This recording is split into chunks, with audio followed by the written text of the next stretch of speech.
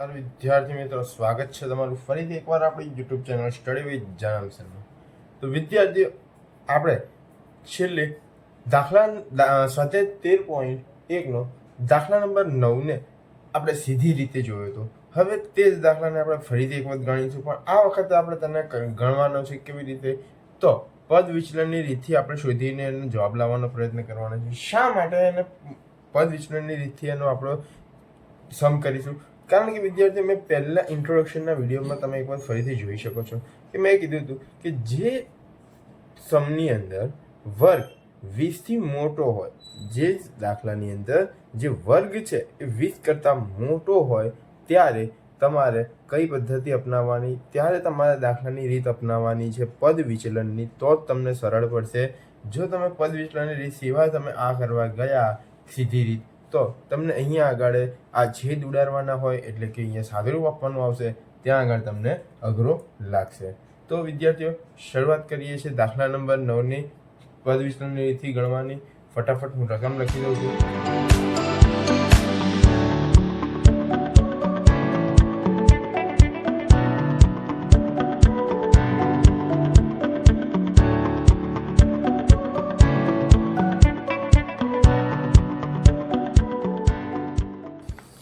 તો વિદ્યાર્થીઓ, આ છે આપણા દાખલા નંબર 9ની રકમ. તમે આ બાજુ પણ જોઈ શકો છો.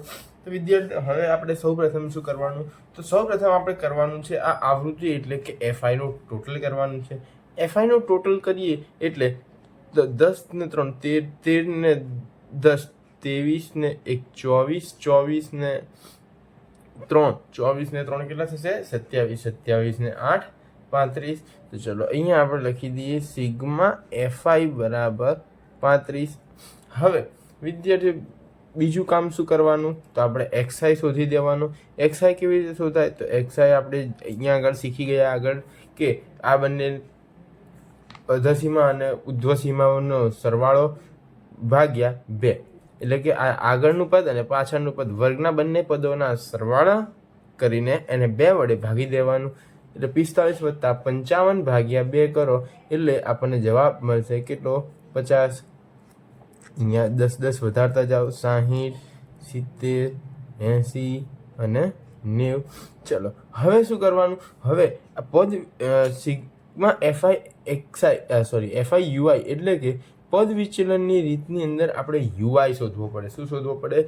યુઆઈ. હવે યુઆઈ કેવી રીતે શોધવાનું? તો યુઆઈ શોધવા માટે સૌપ્રથમ આપણે કેટલા વર્ગ છે કુલ? તો 1 2 3 4 ને 5 છે. 5ના બરોબર મધ્યમાં કયો આવે? તો ત્રીજો. તો અહીંયા આગળ જે એક્સઆઈ હોય, જે એક્સઆઈ ત્રીજા નંબરનો જે એક્સઆઈ હોય, ત્યાં આપણે લખી દેવાનું એ. શું લખી દેવાનું? એ. ત્યાં આપણે એ ધારી લેવાનું અને એની સામે આપણે અહીંયા લખી દેવાનું 0. એની નીચે જે પણ હોય એને આપણે 1 અને 2 કરી દેવાનું, અને એની ઉપર -1 અને એની ઉપર -2 કરી દેવાનું. હવે અહીંયા કરીશું આપણે એફઆઈ અને યુઆઈ. એફઆઈ યુઆઈ કેવી રીતે શોધાય? તો એફઆઈ અને યુઆઈનો ગુણાકાર કરીશું. તો 3 દુ 6 એટલે -6, 10 એકા 10 એટલે -10. આ બેનો સરવાળો કરીશું અહીંયા આગળ.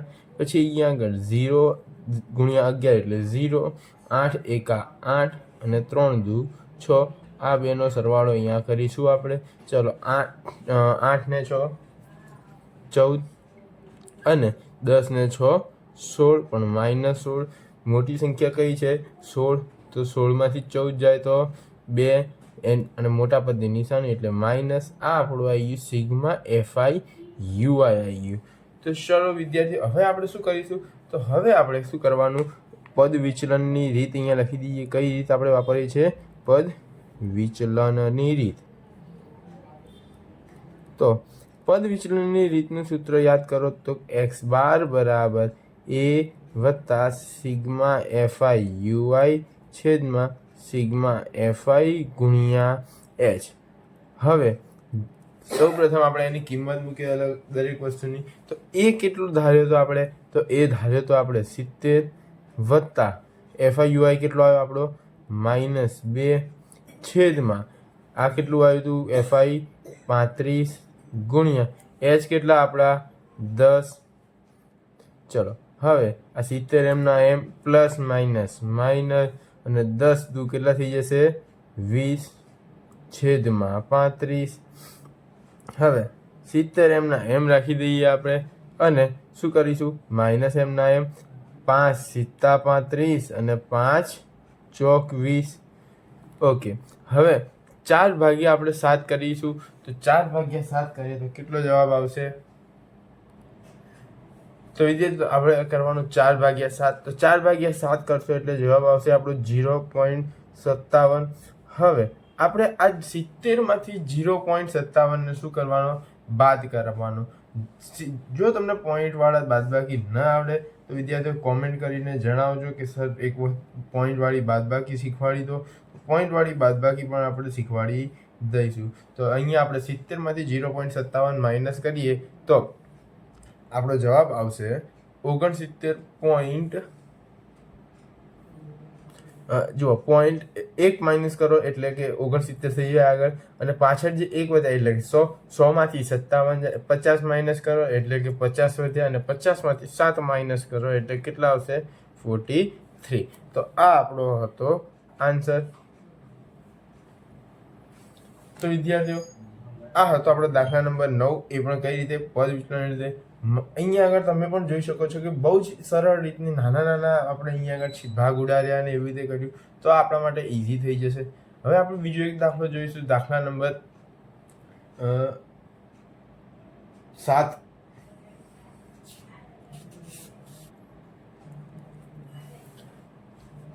તો વિદ્યાર્થીઓ દાખલા નંબર 7 એ પણ આપણે પદ વિચલન રીતથી ગણવાનો છે. એટલે સૌ પ્રથમ હું તો અહીંયા આગળ પહેલા એની રકમ લખી દઉં ફટાફટ. તમે એક વાર નજર નાખી લો ત્યાં સુધી બુકની અંદર.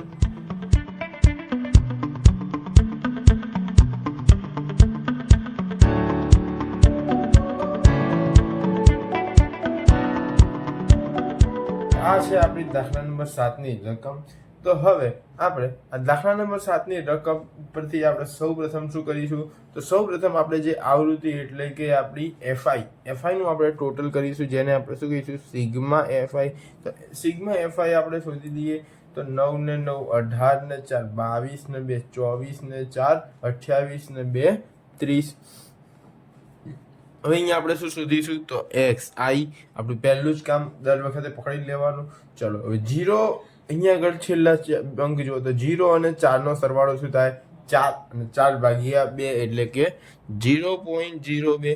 હવે જુઓ દરેકની વચ્ચે ગેપ સરખો છે એટલે કે આપણને અહીંયા એચ મળે છે. હા, તો આપણે અહીંયા આગળ શું કરીશું 4 4 ઉમેરતા જઈશું. તો 0.02 ની અંદર 4 ઉમેરો તો 4 2 ને 4 6. 6 ની અંદર બીજા 4 ઉમેરો તો 0.10 0.14 0.18 અને 0.22. તો આ હતો આપણો એક્સઆઈ. હવે આપણે શું શોધવાનો યુઆઈ શોધવાનો. તો યુઆઈ કેવી રીતે શોધવાનો મેં હમણાં જ કહી દીધું કે કેટલા વર્ગ છે તે ગણી લેવાના. તો અહીંયા જુઓ 1 2 3 4 5 6 વર્ગ છે તો 6 નો મધ્ય એટલે તો અહીંયા આગળ વચ્ચે આવવું જોઈએ, જે કોઈ છે નહીં.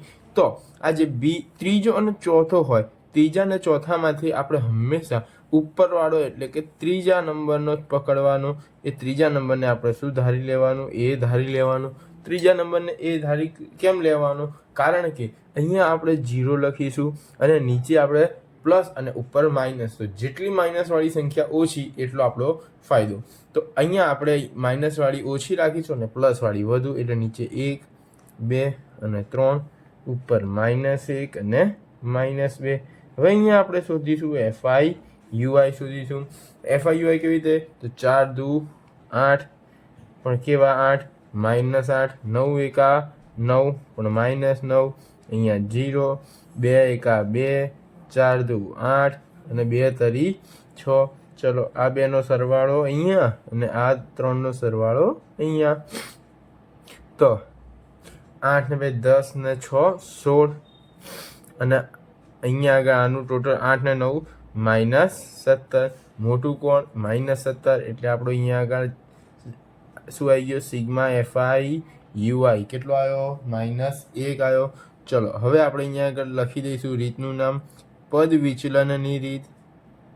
પદ વિચલનની રીત.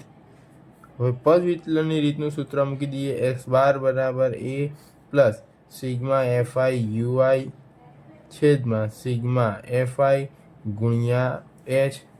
ચલો એ કેટલો ધાર્યો આપણે 0.10 ધાર્યો વત્તા સિગ્મા એફઆઈ યુઆઈ કેટલો આવ્યો આપણો -1 આવ્યો છેદમાં 30 ગુણ્યા આપણા જે એચ એટલે કે આ બંને વચ્ચેનો વર્ગ અંતરાલ કેટલો છે તો 0.04 છે. કેટલો છે 0.04 એટલે કે 4ના છેદમાં કેટલા કહેવાય 100 કહેવાય. કેટલા કહેવાય 100.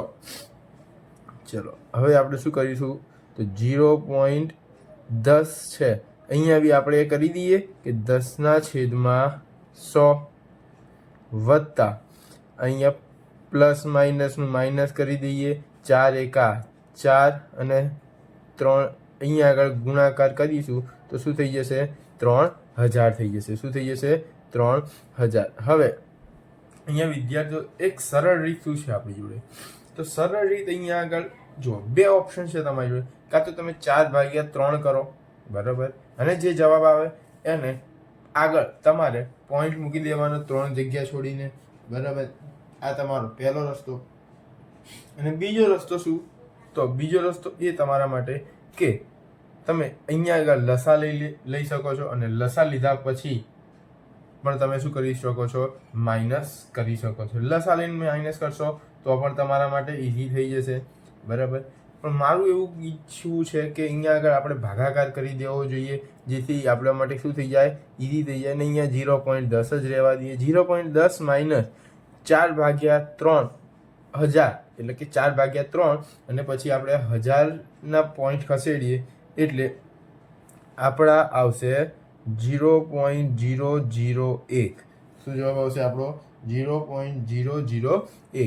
હવે આ 0.10 માંથી 0.01 એટલે કે આ બંને પોઈન્ટ ભૂલી જાઓ અત્યારે તમે. હવે આ 10 છે અને આ 1 છે બરાબર, પણ અહીંયા ત્રીજા સ્થાને છે અને અહીંયા 2 સ્થાન છે તો શું કરવાનું તો અહીંયા સમજી લો કે 10 નહીં તમારી જોડે કેટલા છે 100 છે તો 100 માંથી તમે 1 માઇનસ કરો તો કેટલા વધે તો 99 વધે. તો તમારે શું કરવાનું 0. કેટલા 0.099 કેટલા 0.099. ચલો તો આ હતો આપણો દાખલા નંબર 7. આઈ હોપ વિદ્યાર્થી મિત્રો તમને આ દાખલામાં સમજણ પડી હશે. જો વિદ્યાર્થી મિત્રો તમને આ દાખલામાં સમજણ પડી હોય તો વિડીયોને લાઈક કરો, તમારા અન્ય વિદ્યાર્થી મિત્રો સાથે શેર કરો અને ચેનલને સબસ્ક્રાઈબ કરવાનું ભૂલશો નહીં.